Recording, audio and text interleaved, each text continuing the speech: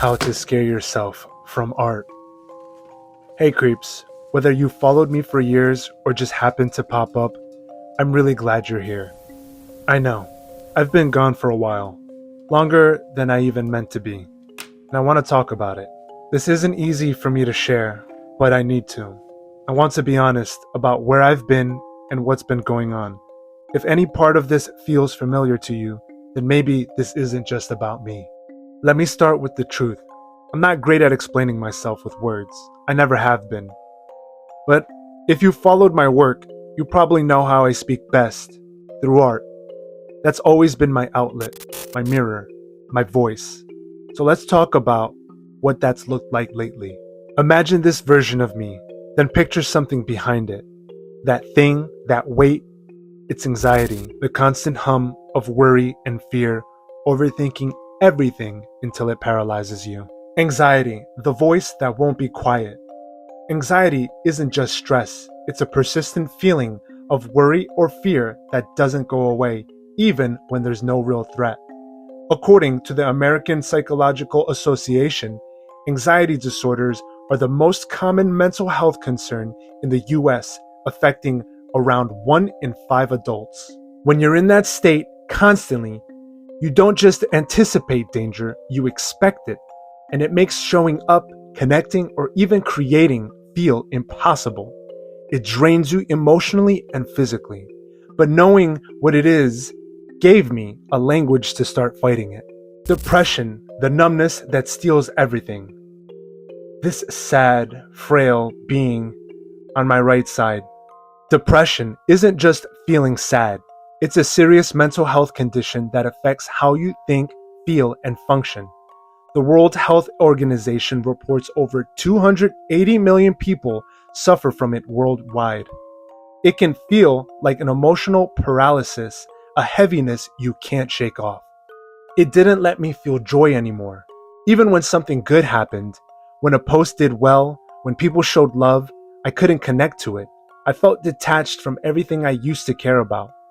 There were days when the simple act of drawing felt like climbing a mountain. One of the cruelest things about depression is that it tells you the lie that you don't matter, that your work doesn't matter.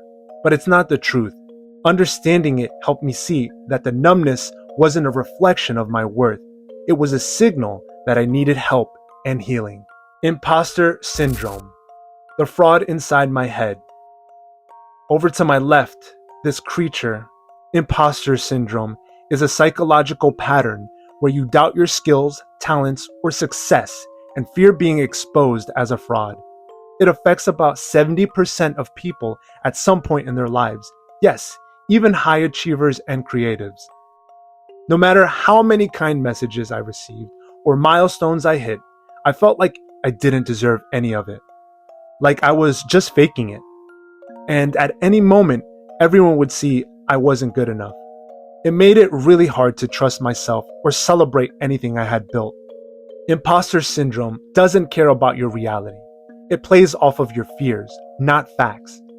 But once I saw it for what it was, I realized I was rooted in perfectionism and comparison. And it helped me begin to quiet the voice that kept saying, "You're not enough." And in that headspace, even doing what I loved started to feel impossible. I poured so much into my work because I wanted to bring something good to people. I wanted to inspire. I think maybe I did. But behind the screen, I was crumbling. That's when burnout hit its hardest. I'm talking hard. I disconnected from my content, from the community, from myself. And every time I thought about coming back, I froze. Because it felt like I had to fix myself first. And yet, even when I wasn't posting, the art never really stopped. There were these moments, quiet, fleeting ones, where I'd find myself doodling on a napkin or grabbing a whiteboard and scribbling out a character idea that just popped into my head.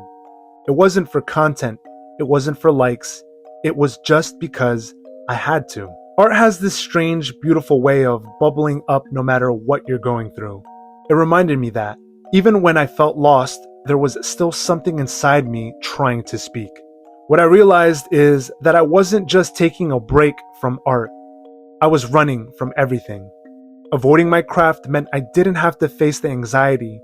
Staying away meant I didn't have to hear that voice saying I wasn't good enough. It felt safer. But in the end, I was only hurting myself. I wasn't just dodging problems, I was robbing myself of growth, of healing, of learning a really important lesson. So I ask you, have you ever done that? Held yourself back, not because you didn't know the answer, but because the answer scared you.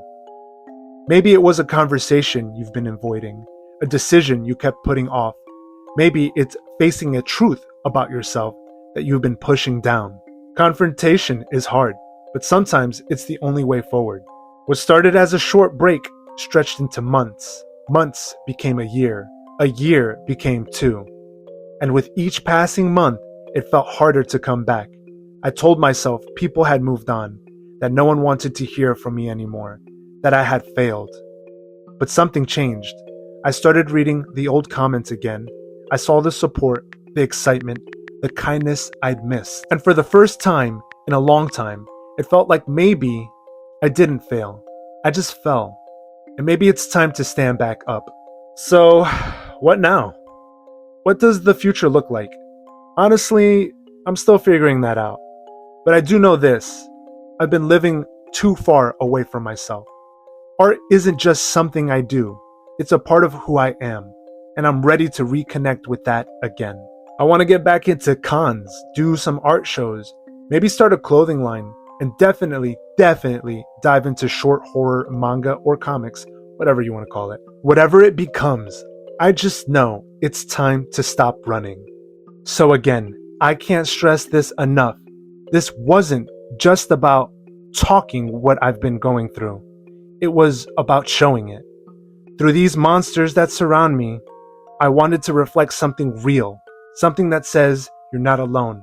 I'm not alone. A lot of us are facing the same battles, even if they look different from the outside. We deal with them in our own ways. And look, life is strange.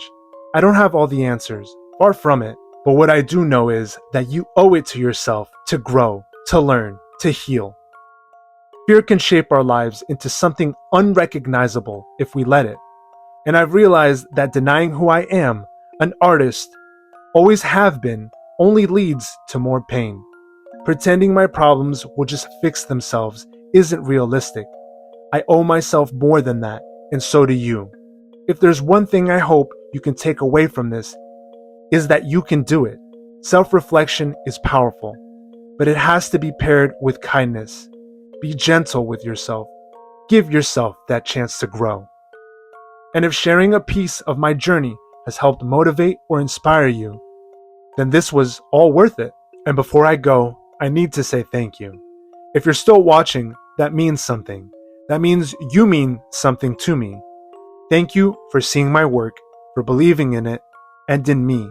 Even when I didn't, I promise I'm coming back stronger.